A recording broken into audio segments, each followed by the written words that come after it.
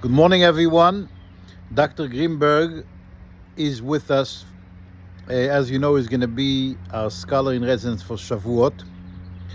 Dr. Greenberg is a biblical botanist, and he's going to give two lectures. One tonight at 11:30 about the seven species of Israel. Another one will be on Shabbat at 2 p.m. in the afternoon. And both of them are going to be insightful and also very interesting because he has a unique way of connecting science with Torah and physics with inspiration. So Dr. Greenberg, I was just bringing him to a place where you're going to be staying for the holiday, and he stopped by this plant because he had something to say about it. So here I'm going to give it to Dr. Greenberg. That will be your first lecture in preparation for Shavuot. Hello, Chag Sameach. I'm Jon Greenberg.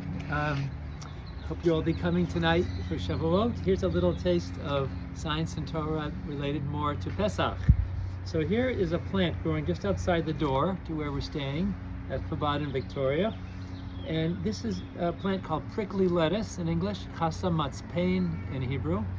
And it's an important plant because it's the ancestor of all lettuce you've ever eaten. All commercially produced lettuce, all cultivated lettuce is descended by plant breeding from this wild plant.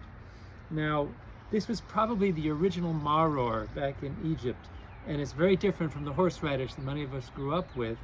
If you did, you probably thought, as I did, that the purpose of maror was to compress 230 years of slavery into 30 seconds so your head explodes.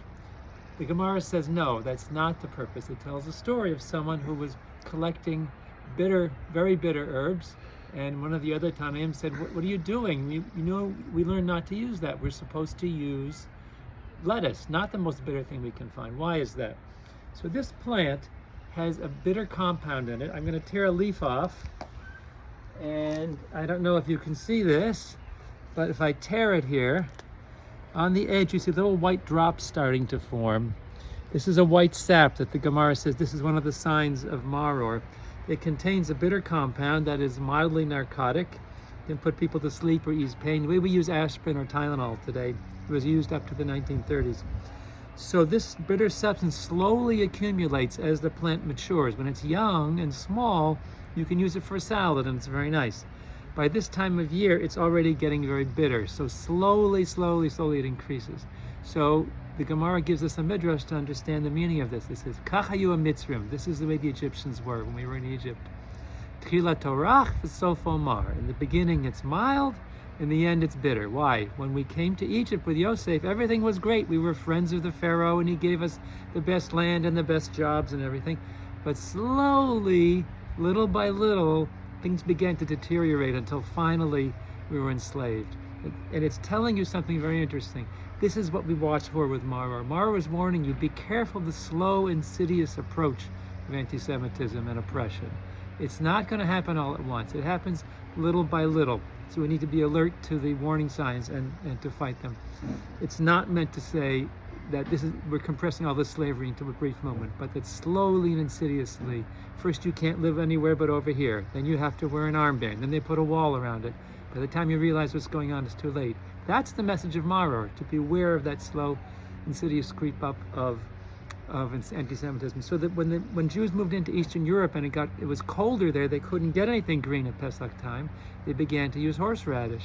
And the meaning changed for them from what I just described to compressing 230 years of slavery into 30 seconds and watching your face turn purple and steam come out your ears. So a little bit of science and history can help us to better appreciate and understand the mitzvah of maror. And I hope tonight you'll come and we'll learn a little bit more about the Shivat Haminim, the 7 species, and Shavuot. Beautiful. Thank you very much, Dr. Greenberg. That was very interesting. I never knew about this. So I think we're going to learn a lot of new things. And I look forward to seeing you on Shavuot. And as we're going to learn, we're going to gain appreciation for so many things that maybe we think we know of. But as we go into the history and the plants, we will have deeper appreciation. So please be with us this Shavuot.